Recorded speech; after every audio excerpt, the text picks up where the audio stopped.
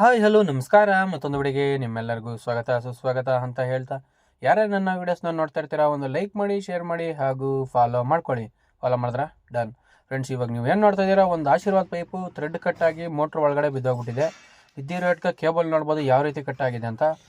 Camera ಮಾಡಿದ ಮೇಲೆ cable ಒಂದು 20 ಅಡಿ ಕೇಬಲ್ ಇತ್ತು. ಕೇಬಲ್ ಕೀಳ್ಬೇಕಾದ್ರಗೋಸ್ಕರ ಫಸ್ಟು ಕೇಬಲ್ ಡೇನ ಎತ್ಕೊಂಬಂದಿದ್ದೀರಿ. ನೋಡ್ಬೋದು ಕೇಬಲ್ ಡೇನ ರೋಪ್ ಹಾಕಿ ಬೋಲ್ಟು ಯು ಕ್ಲಾಂಪ್ಸ್ ಹಾಕಿ ಟೈಟ್ ಮಾಡ್ತಾಯಿದ್ದೀರಿ. ಇವಾಗ ಒಳಗಡೆ ಬಿಡ್ತೀರಿ, ನೋಡ್ಬೋದು ಯಾವ ರೀತಿ ಹೋಗಿ ಲಾಕ್ ಆಗುತ್ತೆ ಅಂತ.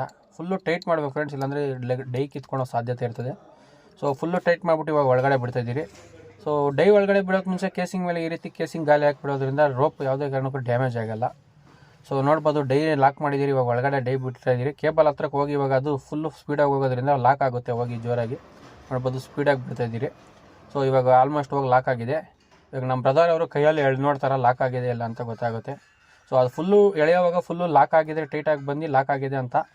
ಅದಾದಮೇಲೆ ಜೀಪ್ಗೆ ಲೋಡಾಗಿ ಕೊಟ್ಕೊಂಡು ಜೀಪಲ್ಲಿ ಸಹ ಎಳೆಯೋಕ್ಕೆ ಸ್ಟಾರ್ಟ್ ಮಾಡ್ತೀವಿ ನಾವು. ನೋಡ್ಬೋದು ನೀವು ಯಾವ ರೀತಿ ಲಾಕ್ ಆಗಿದೆ ಅಂತ, ಕೈಯಿಂದ ಒಂಚೂರು ಬರೋಲ್ಲ. ಇವಾಗ ಲೋಡ್ ಕೊಟ್ಟು ಕೇಳ್ತಾ ಇದ್ದೀರಿ. ನೋಡ್ಬೋದು ಕೇಬಲ್ ಕಿತ್ಕೊಂಡ್ಬಂದಿದೆ ಫ್ರೆಂಡ್ಸ್. ಎಷ್ಟು ಬಂದಿದೆ ಅಂತ ಗೊತ್ತಿಲ್ಲ, ಎತ್ತೋವರೆಗೂ ಗೊತ್ತಾಗಲ್ಲ. ಪೂರ್ತಿ ಎತ್ತದ್ಮೇಲೆ ಎಷ್ಟು ಬಂದಿದೆ ಅಂತ ನೋಡ್ಬೋದು. ಒಂದು 15 ಅಡಿ ಕೇಬಲ್ ಬಂದಿದೆ ಫ್ರೆಂಡ್ಸು ಫಸ್ಟ್ನೇಕಿಂತ ಟ್ರೈ ಮಾಡಿದ್ಮೇಲೆ. ನೋಡ್ಬೋದು 15 ಅಡಿ ಕೇಬಲ್ ಬಂದಿದೆ. ಇದಾದಮೇಲೆ ಕ್ಯಾಮ್ರಾ ಮಾಡಿದೆ, ಪೈಪ್ ಕ್ಲೀನಾಗಿ ಕಾಣಿಸ್ತಾ ಇತ್ತು. ಅದಾದಮೇಲೆ ಸೀದಾ ಮಾಮೂಲಿ ಇನ್ನು ಆಶೀರ್ವಾದ್ ಪೈಪ್ ಲಾಕ್ ಮಾಡೋ ಡೈ ಬಿಡೋಣ ಅಂತ ನೆಕ್ಸ್ಟು ಆಶೀರ್ವಾದ್ ಪೈಪ್ ಡೈನ ಎತ್ಕೊಂಡು ಸಹ ರೆಡಿ ಮಾಡಿ ಲಾಕಾಗಲೆಲ್ಲ. ಅದನ್ನು ಸಹ ರೋಪ್ ಟೈಟ್ ಮಾಡಿ ಬಿಟ್ಟಿರಿ ಒಳಗಡೆ. ನೋಡ್ಬೋದು ಇದೇ ಆಶೀರ್ವಾದ್ ಪೈಪ್ನ ಲಾಕ್ ಮಾಡೋ ಡೈ. ಇದು ಬಂದು ಕೇವಲ 250 ಅಡಿಯಲ್ಲಿ ಬಿದ್ದೋಗಿರೋದನ್ನು ಸ್ವಲ್ಪ ಕೆಲಸನೂ ಈಸಿ ಆಗುತ್ತೆ.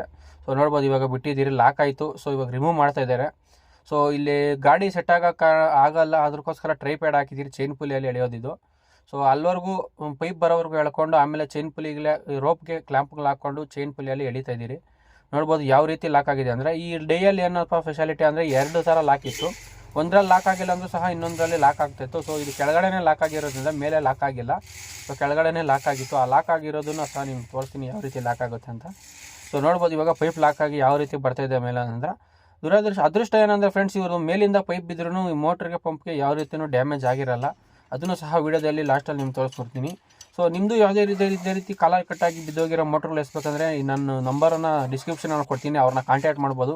ಚೈನ್ ಪುಲಿಯಲ್ಲಿ ಯಾರನ್ನ ಮೋಟ್ರ್ ಎಸ್ಬೇಕಂದ್ರೂ ಕಾಂಟ್ಯಾಕ್ಟ್ ಮಾಡ್ಬೋದು. ಇದೇ ರೀತಿ ಬಿದ್ದೋಗಿರೋ ಮೋಟ್ರ್ ಎಸ್ಬೇಕಂದ್ರೂ ಕಾಂಟ್ಯಾಕ್ಟ್ ಮಾಡ್ಬೋದು. ಬಂದು ಯಾವುದೇ ಕಡೆ ಬೆಂಗಳೂರು ಗ್ರಾಮಾಂತರ ಎಲ್ಲ ಸೈಡು ಸಹ ಇವರು ಸರ್ವಿಸ್ ಕೊಡ್ತಾರೆ.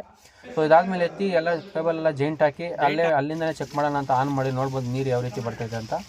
ಯಾವುದೇ ರೀತಿ ಮೋಟ್ರಿಗೆ ಏನೂ ತೊಂದರೆ ಆಗಿಲ್ಲ. ಜೈಂಟ್ ಮಾಡಿ ಅಲ್ಲಿಂದನೇ ಒಂದು ಪೈಪ್ ಕಡಿಮೆ ಮಾಡಿ ಹತ್ತಾಡಿದ್ದು ಜೈಂಟ್ ಮಾಡಿ ಇಳಿಸಿದ್ರಿ.